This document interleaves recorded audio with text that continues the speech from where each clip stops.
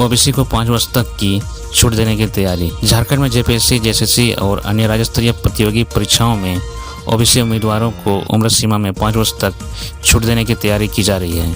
इस प्रस्ताव को अमली जामा पहनाने के लिए झारखंड राज्य पिछड़ा वर्ग आयोग अन्य राज्यों में ओबीसी को उम्र सीमा में मिलने वाली छूट का अध्ययन कर रहा है। आयोग ने बिहार और छत्तीसगढ़ से ओबीसी को छूट सीमा के संबंध में जानकारी मंगवाई है। बता दें कि फिलहाल झारखंड में प्रतियोगी परीक्षाओं में ओबीसी उम्मीदवारों को उम्र सीमा में केवल 2 वर्ष की छूट मिलती है, जबकि बिहार में अधिकतम 3 वर्ष और छत्तीसगढ़ में 5 वर्ष तक की छूट का प्रावधान है। उम्मीद है कि पिछड़ा वर्ग आयोग की अगले सप्ताह होने वाली बोर्ड मीटिंग में ओबीसी को 5 वर्ष तक उम्र सीमा छूट दिए जाने का प्रस्ताव रखा जाएगा। इसके तहत यदि सामान्य वर्ग की अधिकतम उम्र सीमा 35 वर्ष है तो ओबीसी को 40 वर्ष तक की छूट दी जाएगी। उल्लेखनीय है कि फिलहाल राज्य में एसटी और एससी को उम्र सीमा में 5 साल की छूट मिली हुई है। झारखंड में 7 साल बाद इस वर्ष अक्टूबर में होगी शिक्षक पात्रता परीक्षा। राज्य में 7 साल बाद इस वर्ष झारखंड शिक्षक पात्रता परीक्षा होगी। स्कूली शिक्षा एवं साक्षरता विभाग ने संशोधित नियमावली झारखंड एकेडमिक काउंसिल को भेज दिया है। झारखंड एकेडमिक काउंसिल ने संशोधित नियमावली मिलने के बाद परीक्षा की तैयारी शुरू की है। झारखंड एकेडमिक काउंसिल में शुक्रवार को बैठक हुई। बैठक में झारखंड शिक्षक पात्रता परीक्षा की तैयारी की समीक्षा की गई। राज्य में 7 वर्ष बाद इस वर्ष अक्टूबर में झारखंड शिक्षक पात्रता परीक्षा हो सकती है। इसके लिए आवश्यक प्रक्रिया अगले माह शुरू होने की संभावना है। राज्य में पिछले झारखंड शिक्षक पात्रता परीक्षा वर्ष 2016 में हुई थी। इसके बाद से शिक्षक पात्रता परीक्षा नहीं हुई है। राज्य में पहली बार झारखंड शिक्षक पात्रता परीक्षा वर्ष 2012 में हुई थी। वर्ष 2016 की परीक्षा के बाद नियमावली में वर्ष 2019 में बदलाव किया गया। इसके बाद वर्ष 2022 हुआ, फिर इस वर्ष नियमावली में बदलाव किया गया। नियमावली में उम्र सीमा में छूट दी गई। राज्य में प्रति वर्ष शिक्षक पात्रता परीक्षा नहीं होने के कारण पिछली पात्रता परीक्षा एवं आगामी पात्रता परीक्षा के बीच के अंतराल अवधि में 1 वर्ष छोड़कर अधिकतम उम्र सीमा में छूट दी जाएगी। सीएम ने लॉन्च किया गुरुजी स्टूडेंट क्रेडिट कार्ड योजना।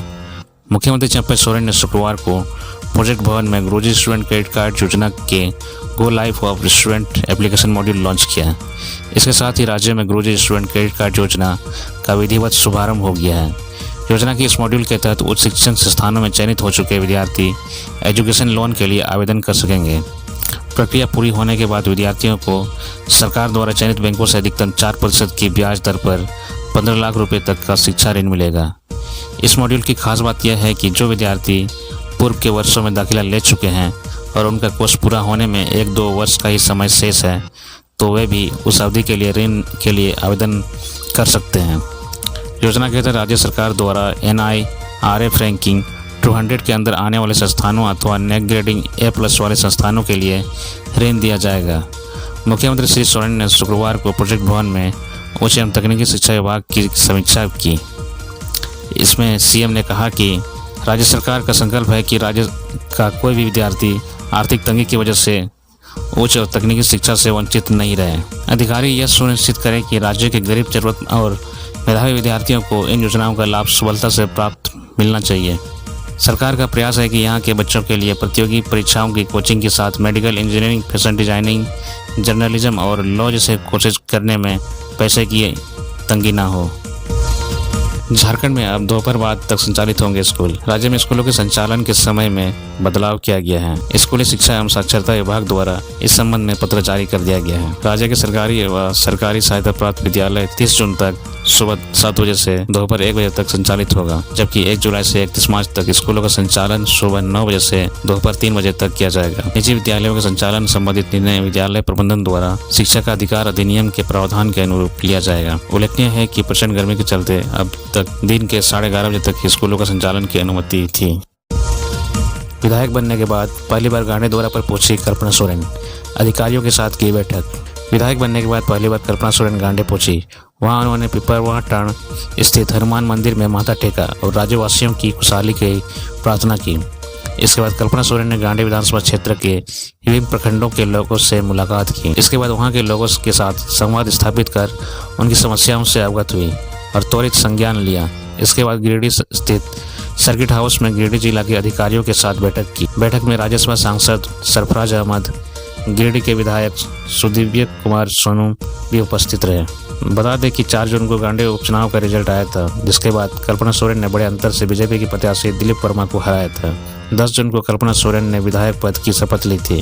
गौरतलब है कि 31 दिसंबर को गांडे के विधायक डॉक्टर सरफराज अहमद ने गांडे सीट से इस्तीफा दे दिया था, जिसके बाद यह सीट खाली हुआ था और वहां उपचुनाव कराया गया, जिसमें कल्पना सोरेन ने जीत दर्ज की थी। हेमंत सोरेन से जुड़े समन अवहेलना मामले में झारखंड हाईकोर्ट में सुनवाई 12 जुलाई को। झारखंड हाईकोर्ट में शनिवार को पूर्व मुख्यमंत्री हेमंत सोरेन द्वारा समन की अवहेलना मामले में एमपी एमएलए कोर्ट में चल रहे मामले को निरस्त करने का आग्रह करने वाली याचिका की सुनवाई हुई। मामले में कोर्ट के संज्ञान आदेश को चुनौती दी गई है। सुनवाई के दौरान हेमंत सोरेन की ओर से कोर्ट से समय की मांग की गई। कोर्ट ने उनके आग्रह को स्वीकार करते हुए मामले की अगली सुनवाई 12 जुलाई को निर्धारित की गई है। हेमंत सोरेन की ओर से ईडी द्वारा दर्ज शिकायतवाद को निरस्त करने की मांग की गई है। उनकी ओर से कहा गया है कि ईडी ने के जिस समन पर नहीं गए थे उसका उन्होंने जवाब दिया था। इसके बाद वह समन लैप्स कर गया था। नए समन पर हेमंत सोरेन की ईडी के समक्ष उपस्थित हुए थे और समन का अनुपालन किया था।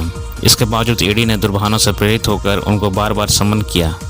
बता दें कि हेमंत सोरेन की ओर से अधिवक्ता पीयूष चित्रेश ने बहस की।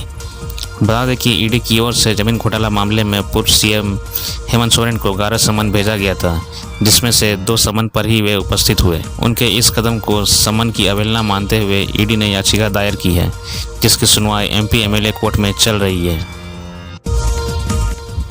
लातेहार जिले के चंदवा में स्कूल का पानी पीने से 20 बच्चे बीमार। झारखंड के लातेहार जिले में स्कूल की टंकी का पानी पीकर 20 बच्चे बीमार पड़ गए। सभी को एम्बुलेंस से अस्पताल पहुंचाया गया, जहां उनका इलाज चल रहा है। घटना लातेहार जिले के चंदवा प्रखंड की है।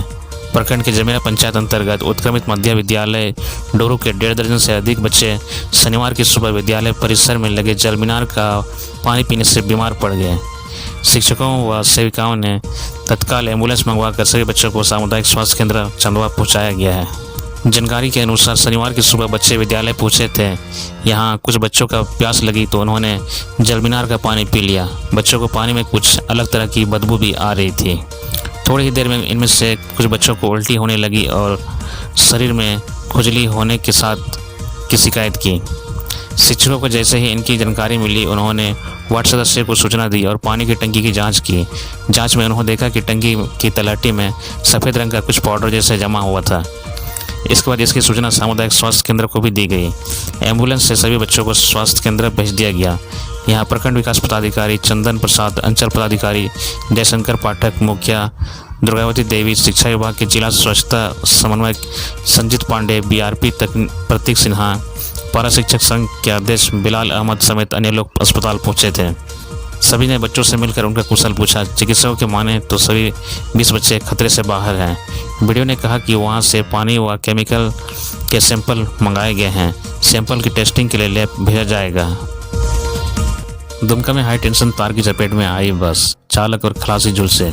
दुमका जिला के देगी क्षेत्र अंतर्गत श्री अमड़ा में एक बड़ा हादसा हुआ। दरअसल हाई टेंशन तार की चपेट में बस आ गई, जिससे बस धो कर मौके पर ही जल गई। इस घटना में 2 बस कर्मियों के झुलसने की सूचना है, जिसे इलाज के लिए अस्पताल भेजा गया है। घटना को लेकर बताया जा रहा है कि शिव शक्ति बस बारात लेने तेलियाचक नवाडी जा रही थी। इसी दौरान ग्रामीण सड़क में बस हाई टेंशन की तार की चपेट में आ गई, जिसके बाद देखते ही देखते बस पूरी तरह जल गई। अच्छी बात यह रही कि बस खाली थी। कड़ी मशक्कत के बाद 2 बस कर्मियों को बस से निकालकर मेडिकल कॉलेज अस्पताल में भेजा गया। सूचना मिलते ही दमकल की गाड़ी मौके पर पहुंची और आग पर काबू पाया गया। झारखंड में 23 से 27 जून तक अलग अलग जिलों में भारी बारिश के आसार। झारखंड में मानसून का प्रवेश हो चुका है। फिलहाल यह राज्य की उत्तरी सीमा जिला पाकुड़ में है। मौसम विभाग ने संभावना जताई है कि अगले 2 से 3 दिनों में तकरीबन सभी स्थानों पर बारिश हो जाएगी। 23 जून को राज्य में कहीं कहीं गर्जन और तेज हवाओं के साथ बारिश हो सकती है। इस दौरान रांची के आसपास के इलाकों में हल्के से मध्यम दर्जे की वर्षा हो सकती है। वहीं रांची स्थित मौसम विज्ञान केंद्र की माने तो 24 जून को जामताड़ा, देवघर, दुमका, पाकुड़, गोड्डा, साहिबगंज में कहीं भारी बारिश के आसार जताए गए हैं। 25 और 26 जून को देवघर, दुमका, जामताड़ा, गोड्डा, साहिबगंज और पाकुड़ में भारी वर्षा के आसार हैं। इसे लेकर इन जिलों में येलो अलर्ट जारी कर दिया गया है। जबकि 26 से 27 जून के बीच रांची, बोकारो, धनबाद समेत संताल परगना के कई इलाकों में भारी वर्षा हो सकती है। बीते 24 घंटों की बात करें तो सबसे अधिक वर्षा कोल्हान में हुई है। पश्चिम सिंहभूम जिले के जगन्नाथपुर में सबसे अधिक 75 मिलीमीटर बारिश दर्ज की गई है। गोइलकेरा में 43 मिलीमीटर के आसपास बारिश हुई है। इधर राजधानी में भी 25 मिलीमीटर के आसपास बारिश हुई है। अंतर्राष्ट्रीय योग दिवस पर 1000 से अधिक बच्चों ने लिया भाग। जिला आयुष समिति हजारीबाग की ओर से करजन ग्राउंड में अंतर्राष्ट्रीय योग दिवस पर 1000 से अधिक बच्चों ने भाग लिया। 10वां अंतर्राष्ट्रीय योग दिवस मनाया गया। इस अवसर पर सुबह 6 बजे से योग कार्यक्रम की शुरुआत हुई और 2 घंटे तक योगाभ्यास हुआ। जिला आयुष चिकित्सा पदाधिकारी डॉक्टर एस.एन. तिवारी ने कहा कि प्राचीन भारतीय पद्धति तथा शारीरिक और मानसिक स्वास्थ्य के लिए योग बहुत ही आवश्यक है। वहीं जिला नोडल आयुष सामुदायिक स्वास्थ्य अधिकारी डॉक्टर आनंद शाही ने योगाभ्यास करते हुए कहा कि योगाभ्यास से शारीरिक विकास के साथ साथ मानसिक विकास भी होता है। कार्यक्रम में नवाबगंज के आर्य गुरुकुल, आनंद कॉलेज, यदुनाथ कॉलेज, बिहार बालिका सरस्वती शिशु मंदिर, आर्यवत, आनंद धाम, सिरसी जिला स्कूल के छात्र छात्राएं एवं झारखंड सेवा मंडल के योग प्रशिक्षक, समाज सेवी सुनील कुमार, डॉक्टर मकरंद मिश्रा, डॉक्टर विजय तिवारी समेत हजारों लोग उपस्थित हुए। खूंटी की कारू नदी में नहाने के दौरान डूबने से 2 छात्राओं की मौत। शादी की खुशियां गम में बदली। खूंटी जिले की रनिया थाना क्षेत्र के कोयनारा जराकेल गांव के पास शनिवार को कारू नदी में डूबने से 2 छात्राओं की मौत हो गई। इससे शादी की खुशियां गम में बदल गई। मृतकों में अमरू थाना क्षेत्र के दारला जामटोली निवासी जीवन तिरु की पुत्री अश्रिता तिरु एवं रनिया थाना क्षेत्र के जराकेल गांव के जेम्स कुनगाड़ी की बेटी जेनल रानी कुनगाड़ी शामिल है। अश्रिता खूंटी के एसडीए स्कूल में 9वीं कक्षा की छात्रा थी, जबकि जेनल बीएड की पढ़ाई कर रही थी। खूंटी जिले के रनिया थाना क्षेत्र के जराटोली निवासी जेम्स जेनत कुनगाड़ी के घर में गुरुवार को शादी समारोह था। जेनल अपने परिवार के साथ शादी समारोह में शामिल होने के लिए गई थी। शनिवार को जेनल अश्रिता और उसकी मां मरियम तिरु कारू नदी में गई। मरियम नदी किनारे कपड़ा धो रही थी और अश्रिता और जेनल नदी में नहा रही थी। नहाने के दौरान दोनों गहरे पानी में डूब गई। कड़ी मशक्कत के बाद दोनों को नदी से बाहर निकाला गया। सूचना पाकर झामुमो नेता सुदीप गुड़िया वहां पहुंचे। दोनों को एम्बुलेंस एवं निजी वाहन से रेफरल अस्पताल लाया गया, लेकिन अस्पताल पहुंचने के पूर्व भी दोनों की मौत हो गई थी। सूचना पाकर झामुमो जिला अध्यक्ष जुबेर अहमद, केंद्रीय समिति सदस्य सुदीप गुड़िया, जिला परिषद सदस्य सुशांति कुनगाड़ी, रोबेन तोपनो, जॉनसन आइंद, भगवान जगन्नाथ, बलभद्र व सुभद्रा को स्नान कराने के बाद महाआरती। 7 जुलाई को निकलेगी रथ यात्रा। झारखंड के सरायकेला खरसावां जिले के चांडिल के साधु बांधमाटिया दशनामी नागा सन्यासी आश्रम के शनिवार को ज्येष्ठ शुक्ल पक्ष पूर्णिमा के पावन अवसर पर महाप्रभु जगन्नाथ, बड़े भाई बलभद्र व बहन देवी सुभद्रा को स्नान मंडप में दूध, दही, मधु, गंगाजल, गुलाबजल आदि से स्नान कराया गया। प्रभु को स्नान कराने के दौरान पुजारियों द्वारा विधिवत मंत्र उच्चारण कर पूजा अर्चना की गई। भगवान जगन्नाथ, बड़े भाई बलभद्र व बहन देवी सुभद्रा की पूजा अर्चना के बाद महाआरती की गई। इस दौरान भक्तों के बीच प्रसाद का वितरण किया गया। पंचदशनाम जूना अखाड़ा के अंतर्राष्ट्रीय प्रवक्ता सप्पारीडी काली मंदिर के महंत विद्यानंद सरस्वती ने कहा कि प्रभु जगन्नाथ, बड़े भाई बलभद्र व बहन देवी सुभद्रा को स्नान कराया गया। ऐसी मान्यता है कि स्नान के बाद प्रभु बीमार पड़ जाते हैं, जिसके कारण 15 दिनों तक उनका उपचार किया जाता है। 5 जुलाई को प्रभु का नवजीवन दर्शन सा भंडारा होगा। 7 जुलाई को प्रभु जगन्नाथ की रथ यात्रा निकाली जाएगी।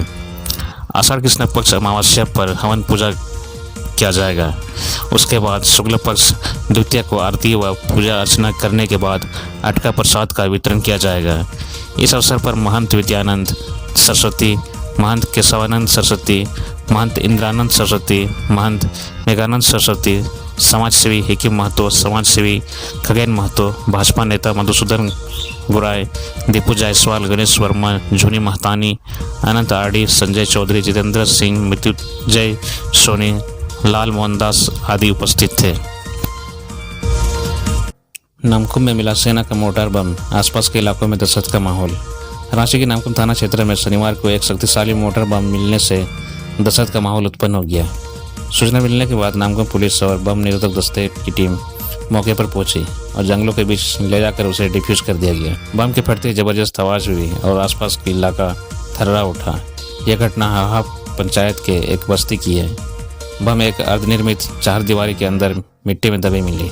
घटना के संबंध में इस चारदीवारी का काम करा रहे रवि पाहन ने बताया कि जमीन गांव के किसी रैयत की थी, जिसे बैंक में कार्यरत सागर नाम के एक व्यक्ति ने खरीदा है। वह अक्सर बाहर ही रहता है। हर दिन की भांति वहां पर काम करने वाले मजदूर शनिवार को पहुंचे। जमीन में कई जगहों पर बड़े गड्ढे हैं, जिसे भरने के लिए सरवल से हाईवा के द्वारा मिट्टी मंगाई गई थी। मिट्टी फैलाने के क्रम में मजदूरों को बम मिला, जिसके बाद इसकी सूचना पुलिस को दी गई। इसके बाद बम को डिफ्यूज किया गया। बम निरोधक दस्ते का नेतृत्व कर रहे गणेश पान ने बताया कि बरामद बम 81 मोर्टार है, जिसका प्रयोग सेना के द्वारा किया जाता है। इस बम का रेंज 35 मीटर है। इसके फटने से यह 120 फीट क्षेत्र को नुकसान पहुंचा सकता है। बम काफ़ी पुराना एवं जंग लग चुका है। बम कभी खराब नहीं होता, इसलिए इसे वायर के माध्यम से डिफ्यूज किया गया। वहीं पुलिस ने इस संबंध में कहा कि चार दीवारी के अंदर गिराई जा रही मिट्टी में बम मिलने की सूचना हमें दी गई थी। फिलहाल यह बम कहां से आई है, इसकी जांच चल रही है। कमलेश कुमार के खिलाफ कांके थाने में आर्म्स एक्ट के तहत प्राथमिकी दर्ज। जमीन कारोबारी कमलेश कुमार के खिलाफ कांके थाने में आर्म्स एक्ट के तहत प्राथमिकी दर्ज कर ली गई है। कमलेश के ठिकानों पर शुक्रवार को केंद्रीय जांच एजेंसी प्रवर्तन निदेशालय ने छापेमारी की थी। उसके ठिकानों से 1 करोड़ रुपये और 100 कारतूस बरामद हुए थे। रांची में भूमि घोटाला मामले में जमीन कारोबारी कमलेश कुमार के यहाँ ईडी ने छापेमारी की थी। उस पर आरोप है कि फर्जी दस्तावेज के सहारे उसने जमीन की खरीद बिक्री की। इस मामले में ईडी की ओर से उसे कई बार समन जारी किए गए, लेकिन वह एक बार भी पूछताछ के लिए हाजिर नहीं हुआ। कमलेश कुमार लगातार प्रवर्तन निदेशालय से समय मांगता रहा। बाद में वह फरार हो गया। हालांकि एक कार्यक्रम के दौरान वह रांची में देखा गया था। इसके बाद शुक्रवार को ईडी ने उसे ठिकानों पर छापेमारी की। छापेमारी में उसके घर से 1 करोड़ रुपये नकद और 100 कारतूस बरामद हुए। इसके बाद शनिवार को राजधानी रांची के कांके थाना में उसके खिलाफ आर्म्स एक्ट के तहत केस दर्ज कर लिया गया। ईडी ने कांके रोड चांदनी चौक स्थित एस्टर ग्रीन अपार्टमेंट के फ्लैट नंबर 603 से सी से में छापेमारी की, जो कमलेश कुमार का आवास है। इसी फ्लैट से ईडी की टीम ने जमीन के कारोबार से जुड़े कई दस्तावेज और राइफल के 100 कारतूस बरामद किए। हालांकि उसके घर से राइफल नहीं मिली। ईडी की पूछताछ से बचने के लिए उसने समय मांगी है और उसके बाद फरार हो गया। हालांकि केंद्रीय मंत्री निर्मला सीतारमण पिछले दिनों झारखंड आई थी, तो उनके कार्यक्रम में कमलेश कुमार को भी देखा गया था। इससे पहले जमीन घोटाले की जांच के दौरान ईडी को फर्जी जमीन की खरीद बिक्री करने वाले गिरोह के सरगना अफसर अली के घर से 36 फर्जी डीड मिले थे। अफसर अली के घर से मिले दस्तावेजों की जांच के दौरान ही ईडी को पता चला कि 200 एकड़ से ज़्यादा जमीन की फर्जी सील डीड बनी थी। इसमें कुछ जमीन की खरीद बिक्री में कमलेश भी लिप्त था। ईडी ने सरकार को दस्तावेज सौंपते हुए इस मामले की जांच करने का आग्रह किया, लेकिन सरकार ने कोई कार्रवाई नहीं की। हजारीबाग में शिक्षक दंपति की हत्या, आईएएस बनने की कर रहे थे तैयारी। यूपी की पूजा और झारखंड के हजारीबाग का राहुल दोनों दिल्ली में आईएएस बनने का सपना लिए पढ़ाई कर रहे थे। दोनों परीक्षा की तैयारी कर ही रहे थे कि दोनों में प्यार हो गया। इसके बाद राहुल पूजा को लेकर अपने गांव हजारीबाग के कुरहा आ गया। दोनों पति पत्नी की तरह रहने लगे, लेकिन परिवार वालों को यह रिश्ता पसंद नहीं था। परिजनों ने दोनों की हत्या कर दी और गांव के ही शमशान में अंतिम संस्कार कर दिया। पूजा के पिता के आवेदन पर पुलिस ने जांच शुरू कर दी। दोनों की अस्थियों की डीएनए जांच कराई जाएगी। इचाक थाना की पुलिस ने राहुल के पिता और भाई समेत 3 लोगों को हिरासत में लिया है। जानकारी के मुताबिक राहुल और पूजा 2 साल से कुरहा में रह रहे थे। दोनों कोचिंग सेंटर्स का संचालन करते थे, साथ ही आईएएस बनने के लिए परीक्षा की तैयारी भी कर रहे थे। इसी बीच दोनों 15 जून से लापता थे। दोनों की हत्या का सूचना के बाद शुक्रवार को पुलिस सक्रिय हुई। शुक्रवार को हत्यारों की तलाश और अन्य सुराग के लिए खोजी कुत्तों की मदद ली गई। पुलिस को हत्या से जुड़े कई अहम सुराग मिले हैं। इधर यूपी के आजमगढ़ के रहने वाले पूजा यादव के पिता राम मूरत यादव ने बेटी की हत्या संबंधी आवेदन इचाक थाना में दिया है, जिसमें कहा गया है कि राहुल के पिता ने राहुल को संपत्ति से बेदखल करने तथा पूजा को मायके से दहेज में मोटी रकम नहीं लाने के कारण मारकर जला दिए। राहुल और पूजा ने प्रेम विवाह किया था। जांच के दौरान शुक्रवार को यूपी से आए पूजा के पिता के अलावा भाई विनोद यादव, बहन डॉक्टर नीलम यादव और जीजा डॉक्टर हिमांशु यादव के अलावा बड़ी संख्या में लोग मौजूद थे, जबकि राहुल के परिजनों ने पुलिस से दूरी बना रखी थी। इससे परिजनों पर इस घटना